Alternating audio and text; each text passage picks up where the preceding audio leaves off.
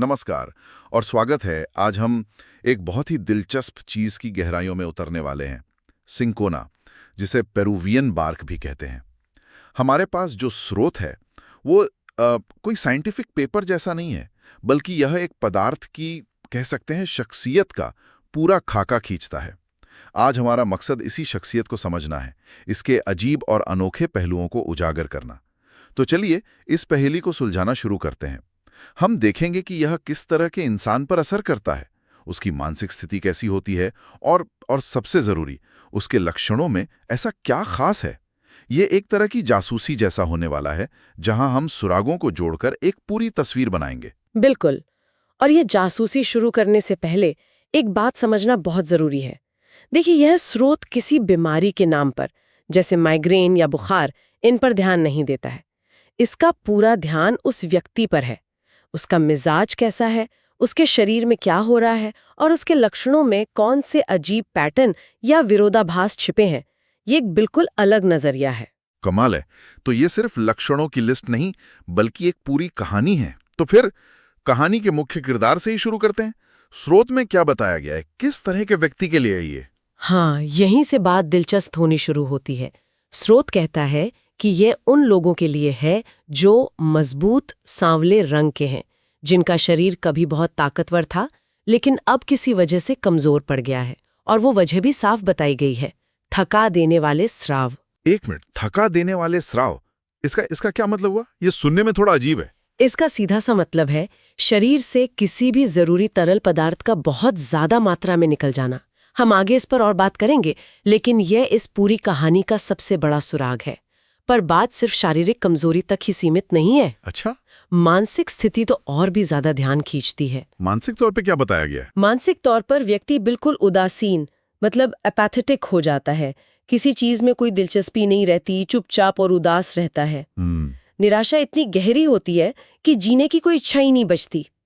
लेकिन, और यही सबसे अजीब बात है, क्या? उसमें आत्महत्या करने की हिम्मत भी नहीं होती। मतलब न जीने की चाह है, न मरने का साहस। बिल्कुल, एक ऐसी फंसी हुई स्थिति है। ये तो बहुत ही गहरा मनोवैज्ञानिक अवलोकन है। मतलब एक तरफ पूरी तरह से नाउम्मीदी और दूसरी तरफ एक तरह की जड़ता। और आपने जो तरल पदार्थों की हानि वाली बात कही थी, क्या स्रोत उसके बारे में और कुछ बताता है? बिल्कुल, और यही इस पूरी तस्वीर का केंद्र बिंदु है। स्रोत कहता है कि सिंकोना से जुड़ी ज्यादातर समस्याएं महत्वपूर्ण तरल पदार्थों की हानि से ही पैदा होती हैं। अच्छा। इसके कुछ सीधे साधे उदाहरण भी दिए गए हैं, जैसे बहुत ज्यादा खून बह जाना या किसी माँ का बच्चे को बहुत ज्यादा स्तनपान कराना, होने वाले दस्त या शरीर में कहीं मवाद का बनना। इन सभी में शरीर के जरूरी तरल पदार्थ बाहर निकल जाते हैं। अच्छा, तो अब मुझे समझ आया कि वो मजबूत शरीर कैसे कमजोर पड़ जाता है। ये सब आपस में जुड़ा हुआ है, मतलब शरीर अंदर से खोखला होता जा रहा है। एकदम सही, ये शारीरिक कमजोरी उसी कमी का नतीजा है। और स्रोत इसमें एक और बड़ा सुराख जोड़ता है। वो क्या है? मलेरिया का इतिहास। जहां मलेरिया हुआ हो वहां भी सिंकोना के लक्षण देखने को मिल सकते हैं। और मलेरिया के साथ एक बहुत खास चीज जुड़ी होती है, आवधिकता, यानी पीरियोडिसिटी। आवधिकता मतलब चीजों का एक तय समय पर लौटना? हाँ, जैसे बुखार का हर दूसरे दिन ठीक उसी समय पर वापस आ जाना। ये एक पैटर्न है, एक लय है, और यही लय और पैटर्न इस विवरण को इतना खास बनाते हैं। ये पैटर्न वाली बात तो वाकई में दिलचस्प है। अगर लक्षणों में एक लय है, तो क्या दर्द में भी कोई ऐसा ही अनोखा पैटर्न है? दर्द का वर्णन तो शायद इस पूरी कहानी का सबसे हैरान करने वाला हिस्सा है। ऐसा क्या है उसमें? स्रोत बताता है कि ये खिंचाव या फटने जैसा दर्द होता है। ऐसा महसूस होता है जैसे हर जोड़ और हड्डी में दर्द हो रहा हो। खासकर हड्डियों के ऊपर जो एक पतली झिल्ली होती है ना, पेरियोस्टियम, उसमें मोच जैसा दर्द। सुनने में ही काफी तकलीफ दे लग रहा है, लेकिन इसमें अनोखा क्या है? अनोखा है इसका विरोधाभास, और ये बहुत बड़ा विरोधाभास है।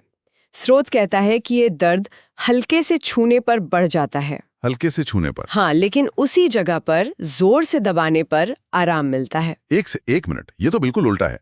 आमतौर पर जहां दर्द होता है वहां जोर से दबाने पर और तकलीफ होती है।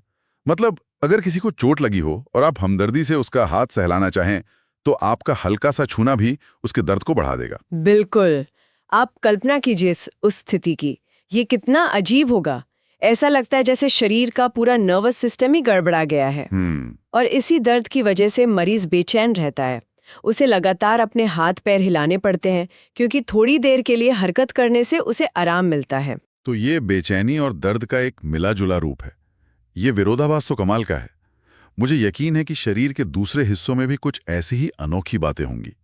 सिर दर्द के बारे में क्या कहता है स्रोत? सिर दर्द का जिक्र भी उतना ही जीवंत है। ऐसा महसूस होता है जैसे खोपड़ी फट जाएगी। बाप रे। सिर और गर्दन की नसों में जोर जोर से धड़कन महसूस होती है। चेहरा लाल और गर्म हो जाता है। और क्या इसमें भी कोई पैटर्न या विरोधाभास है? हाँ, इसमें भी एक पैटर्न है। यह दर्द सिर के पिछले हिस्से से शुरू होता है और फिर पूरे सिर में फैल जाता है। और यहाँ भी वही बेचैनी वाला पैटर्न जुड़ जाता है। मतलब? यह सिर दर्द बैठने या लेटने से बढ़ता है, जिससे मरीज को उठकर खड़े होने या चलने के लिए मजबूर होना पड़ता है। फिर से वही बेचैनी। वाह, तो ये एक धागे की तरह है जो सभी लक्षणों को एक साथ पिरो रहा है। बेचैनी और हरकत से मिलने वाली अस्थायी राहत। अच्छा, चेहरे और पाचन तंत्र के बारे में भी कुछ बताया गया है? हाँ, चेहरे का वर्णन भी उस कमजोर पड़ चुकी स्थिति से जुड़ता है। चेहरा पीला और खिंचा हुआ दिखता है, जिसे हिपोक्रेटिक फेस कहते हैं। अच्छा। ये किसी गंभीर बीमारी या शरीर के अंदरूनी तौर पर कमजोर हो जाने का संकेत होता है। आंखें अंदर धंस जाती हैं और उनके चारों ओर नीले घेरे बन जाते हैं। और पेट का क्या हाल है? पाचन तंत्र की कहानी भी बहुत खास है। पेट में बहुत ज्यादा गैस बनती है, इतनी कि पेट में लगातार गड़गड़ाहट की आवाज आती रहती है। लेकिन सबसे अजीब बात यह है कि डकार आने से भी कोई राहत नहीं मिलती। यानी शरीर गैस बाहर निकालने की कोशिश तो कर रहा है, लेकिन उससे कोई फायदा नहीं हो रहा है। ये भी एक तरह का फंसा हुआ मामला लगता है। बिल्कुल। और स्रोत ये भी बताता है कि फल खाने के बाद ये समस्या और भी ज्यादा बढ़ जाती है। अच्छा। पेट दर्द का भी एक निश्चित पैटर्न है। ये हर दिन एक खास समय पर होता है, रात में और खाने के बाद बढ़ जाता है। और इसमें आराम एक बहुत ही अजीब पोस्चर से मिलता है। वो क्या है? शरीर को दुगना मोड़ने से, यानी बेंडिंग डबल। तो ये फिर से उसी दबाव से आराम वाले थीम से जुड़ गया। जोर से दबाने पर दर्द में आराम और पेट को मोड़कर उस पर दबाव डालने से पेट दर्द में आराम। ये पैटर्न तो अब और भी साफ होता जा रहा है। हाँ, ये बेंडिंग डबल से आराम मिलना एक बहुत महत्वपूर्ण लक्षण है। ये हमें बताता है कि व्यक्ति दर्द से राहत पाने के लिए एक खास पोस्चर अपनाने पर मजबूर है। तो कुल मिलाकर जो तस्वीर बन रही है वो ये है कि शरीर अंदर से खोखला हो चुका है और बाहरी दुनिया के लिए बहुत ज्यादा संवेदनशील हो गया है। आपने बिल्कुल सही समझा। स्रोत कहता है कि व्यक्ति में बहुत ज्यादा कमजोरी होती है, वो कांपता है और व्यायाम करने की कोई इच्छा नहीं होती। शरीर छूने, दर्द और यहाँ तक कि हवा के झोंकों के प्रति भी इतना संवेदनशील हो जाता है कि बर्दाश्त नहीं होता। ऐसा लगता है जैसे नर्वस सिस्टम की बाहरी परत ही छिल गई हो। बिल्कुल। और ये बात भी सीधे तौर पर उस तरल पदार्थों की हानि से जुड़ती है।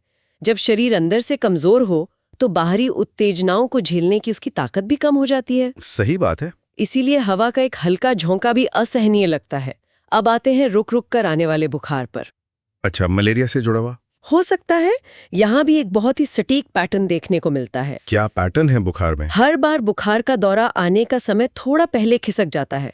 मान लीजिए आज बुखार दोपहर 3 बजे आया, तो अगली बार यह शायद दोपहर 1 बजे के आसपास आ जाएगा। इसे एंटिसिपेशन कहते हैं। वाह, मतलब ये बीमारी समय का भी हिसाब रख रही है। ये तो बहुत ही सटीक जानकारी है। और यह बुखार हर 7 या 14 दिनों में लौटता है। साथ ही सोते समय या शरीर ढकने पर बहुत पसीना आता है। और एक और हैरान करने वाला लक्षण जिसका जिक्र स्रोत में है, बताइए। एक हाथ बर्फ की तरह ठंडा रहता है और दूसरा हाथ गर्म। एक ही समय पे एक हाथ ठंडा और दूसरा गर्म। ये कैसे मुमकिन है? ये तो सुनने में बहुत ही अजीब है ना? ये शरीर के तापमान को नियंत्रित करने वाले सिस्टम में एक तरह की गड़बड़ी को दिखाता है।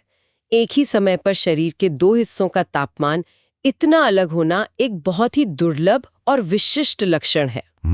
और यही छोटे छोटे अजीब लगने वाले सुराग इस विवरण को इतना मूल्यवान बनाते हैं। ठीक है, तो हमने सारे सुराग देख लिए। तरल पदार्थों की कमी, लय में गड़बड़ी और दर्द का वो अनोखा विरोधाभास। अब इन सब को जोड़कर पूरी तस्वीर कैसे बनती है?